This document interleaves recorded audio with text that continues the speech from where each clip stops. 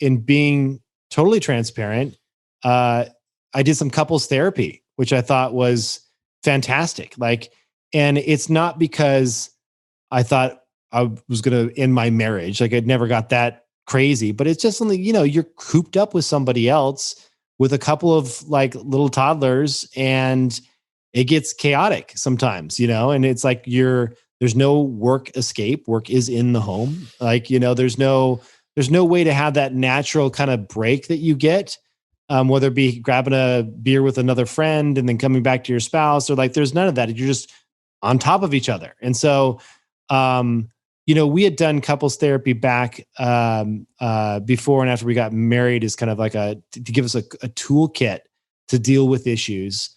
And it's fantastic. I highly recommend it. It's every single time I've done it, I've never been pissed that I did it. And I've always learned. What recommendations would you give to people who are listening to this and considering it as an option? Any best practices or recommendations for people? Well, I would say at first I was curious, like, are there any new tech plays that I can get into here, like these talk spaces and some of these other things that are out there?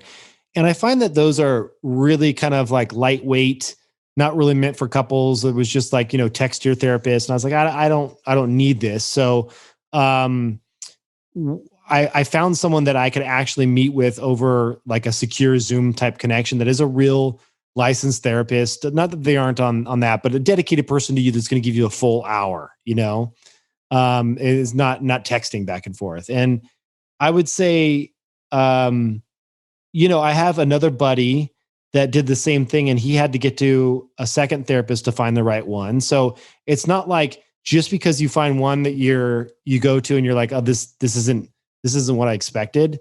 It doesn't mean the idea of the practice is wrong. You might just not have the right person. And so we found a fantastic woman that is just really good at driving me back to the source of why am I feeling this way, and just opening up the lines of communication to let us and remind us that we're both on the same team. We both want what's best for each other and to support each other and help each other because we're coming from a loving place. But sometimes we get caught up in other things and other loops and cycles and scorekeeping. I'm a big scorekeeper because I've always avoided confrontation. Like, my dad was a very verbally aggressive, abusive guy to my mom, and had many, many, many good traits. I always like to say that about my dad because he did, but definitely not teaching me on the relationship side. Fantastic father, horrible husband, confusing for me as all hell, right? As a kid. Yeah, totally. But, I think that I tend to avoid confrontation and then just kind of keep track of things. And then I get upset and I have something that's like, I've all these things, just come out. And so just like trying to address things in more real time has been a big help for me. And yeah, there's been a ton of little things that I picked up, but anyway, I just wanted to tell people out there, if you're going through rough times, because I hear divorce rates are like through the roof right now. There's like the courts are backlogged. It doesn't mean necessarily that you found the wrong person. You might just need a little help, and that's okay. Yeah, I think the real time versus dropping the mother load of like 17 complaints and sort of freeze framed infractions is really important. Would you share that line that you told me that you use that I think is really helpful? Which one? The one that you said. I think, I mean, so I owe my girlfriend for all of these because certainly I didn't come up with these on my own. And I think she is very conscientious about how she uses wording and language. And you would expect that I would have that as a writer, or supposedly. But when I get upset, I think I tend to throw haymakers, right? Not literally, but I'm less I'm less careful with my wording when I'm upset. Yeah. And it usually escalates or damages things more than it helps. And I'm not a yeller. I never yell. But I can be very blunt. And the wording that she used, and I noted it, and I have also used, is really simple. It's just, the story I am making up in my head is, right? And then you have that, the dishes are left in the sink because you expect me to clean them up. And when I believe that thought, I feel Right. X, right? So you're It, not it disarms saying, it quite a bit, doesn't it? yeah, it's really, and it's not just being nice. I mean, it's being more effective, Mm-hmm. because as soon as someone is put on the defense, it's game over. Like you're not gonna get where you want it to go.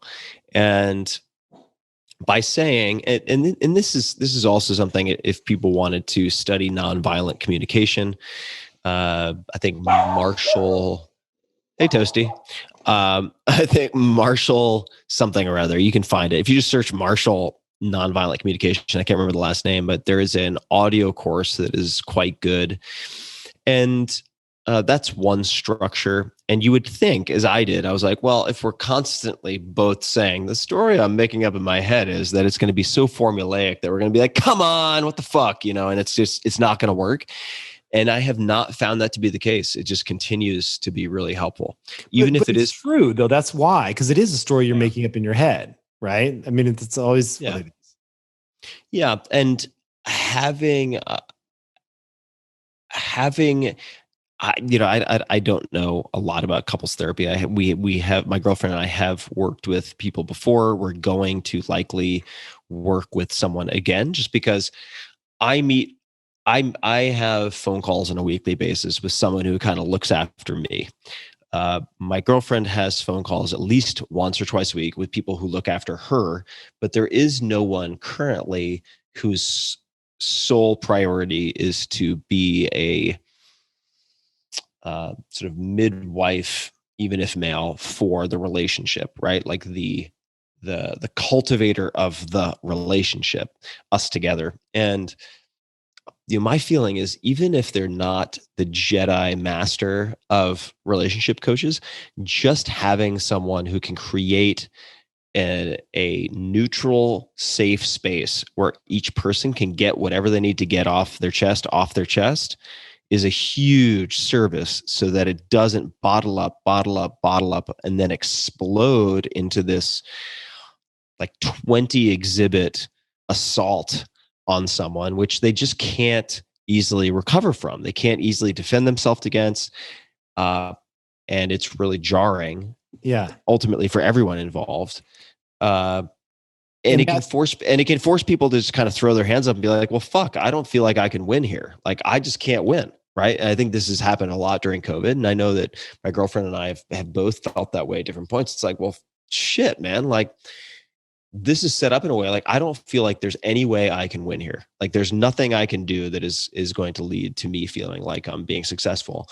And I think that is much more likely to happen when it's bottled up and given out as like a massive dosage of 10 or 20 things, instead of, like, on a weekly basis, having someone else say, well, Tim, like, is there anything else on your mind or anything on your heart that you're withholding right now?